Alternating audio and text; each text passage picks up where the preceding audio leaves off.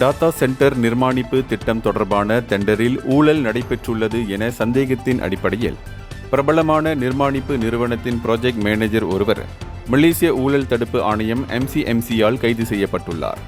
இது தொடர்பான சோதனையின் போது சந்தேக நபர் கிட்டத்தட்ட 1 மில்லியன் ரிங்கிட் பணத்தை எரிக்க முயன்றதாக கூறப்படுகிறது.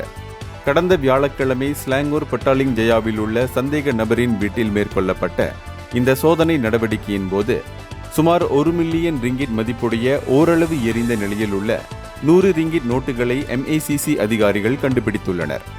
MACC அதிகாரிகளை கண்டவுடன் பதட்டம் அடைந்த அவ்வாடவர் ஆதாரங்களை தீ வைத்து அழிக்கும் முயற்சியில் ஒரு சில நோட்டு மூட்டைகளை எடுத்து அதனை எரித்துவிட முயற்சி செய்துள்ளார்.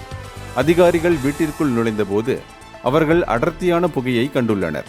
இதனைத் தொடர்ந்து புகை வரும் இடத்தை தேடி குளியல் அறையில் இந்த நோட்டுகள் எரிக்கப்பட்டிருப்பதை கண்டுபிடித்தனர். இந்தியர்களின் இதய குரல் மக்களோசை.